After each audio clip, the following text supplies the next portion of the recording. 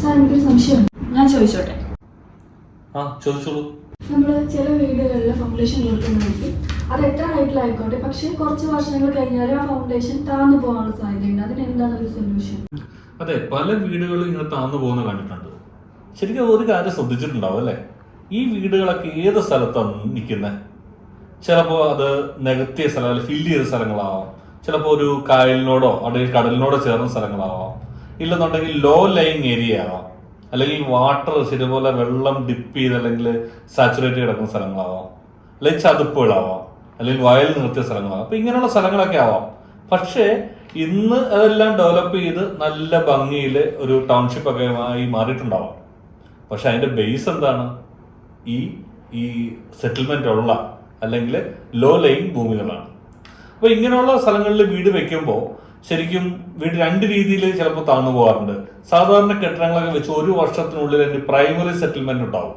ഈ പ്രൈമറി സെറ്റിൽമെന്റിൽ ചെറുതായിട്ട് അതിനകത്ത് ക്രാക്കുകളൊക്കെ വരുന്ന ചെറിയ ഒരു താഴ്ച ഉണ്ടാവും. പക്ഷെ ലോങ് ടൈം ഒരു 3, 5, 10 വർഷങ്ങൾ കൊണ്ട് 1 അടി 1.5 അടി വരെയൊക്കെ ഇത് താങ്ങാൻ, അതായത് 10, 15, 20, 50 സെന്റിമീറ്റർ കൂടെ താഴ്ന്ന പല വീടുകളും ഉണ്ട്.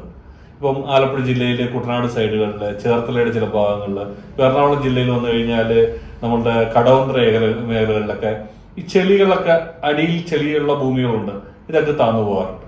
അപ്പൊ അതാണ് ഇങ്ങനെ കെട്ടിടം താന്നു പോകുന്നത് കാണുന്നത്. പക്ഷേ എന്തുകൊണ്ടാണ് ഇത് വരുന്നതെന്ന് വെച്ചാൽ കാരണം ഇങ്ങനെയുള്ള ഭൂമി ഇതിന്റെ പുറമെ വേണ്ട പ്രിപ്പറേഷൻസ് എടുക്കാതെയാണ് ആ വീടുകൾ വെക്കുന്നത്. പ്രിപ്പറേഷൻസ് എടുക്കുക എന്ന് പറയുമ്പോൾ നല്ല രീതിയിൽ ആ വെയിറ്റ് താങ്ങാനുള്ള രീതിയിൽ ഉറപ്പിച്ചിട്ടുണ്ടെങ്കിൽ ആ വീടുകൾ താന്നു പോകില്ല.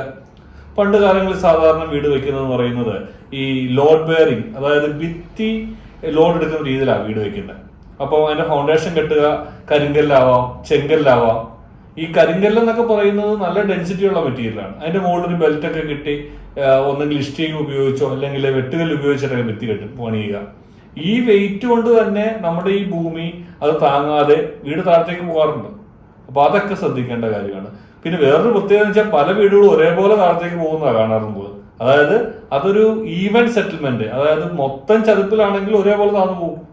അപ്പോൾ ഏറ്റവും ഇമ്പോർട്ടന്റ് ഒരു കാര്യം, ശ്രദ്ധിക്കേണ്ട ഒരു കാര്യം, നമ്മൾ ആ ഭൂമി നമ്മുടെ ഇങ്ങനെയുള്ള സ്ഥലങ്ങളിൽ ടെസ്റ്റ് ചെയ്തിട്ട് അതിന്റെ കപ്പാസിറ്റി ഉണ്ടോ എന്ന് ഉറപ്പുവരുത്തണം. അപ്പോൾ സോയിൽ ടെസ്റ്റ് ഒക്കെ ഇന്ന് പല മാർഗങ്ങളുണ്ട് സോയിൽ ടെസ്റ്റ് ചെയ്യാനായിട്ട്. ആ സോയിൽ ടെസ്റ്റ് മാർഗങ്ങൾ നോക്കി ആ കപ്പാസിറ്റി കണ്ടെത്തിയിട്ട് മണ്ണ് ഉറപ്പിക്കുന്ന രീതികളുണ്ട്. നമുക്ക് പല രീതിയിൽ മണ്ണ് ഉറപ്പിക്കാം. ഇല്ലെങ്കിൽ പൈലിംഗ് ചെയ്യാനുള്ള ഓപ്പർച്യൂണിറ്റി ഉണ്ട്. പല രീതിയിൽ പൈലിംഗ് ചെയ്യാം. അപ്പൊ അങ്ങനെയെല്ലാം ചെയ്ത് ഉറപ്പാക്കിയിട്ട് ഒരു കെട്ടിടത്തിന്റെ ഫൗണ്ടേഷൻ, വീടിന്റെ ഫൗണ്ടേഷൻ വെച്ചാൽ ഈ അവസ്ഥ, അതായത് നമ്മുടെ വീട് നിന്ന് പണിതാൽ അവിടെ തന്നെ ഒരു 10 വർഷം കഴിഞ്ഞാൽ ഉണ്ടാവും. ഇല്ലെങ്കിൽ വളരെ ബുദ്ധിമുട്ടാണ്.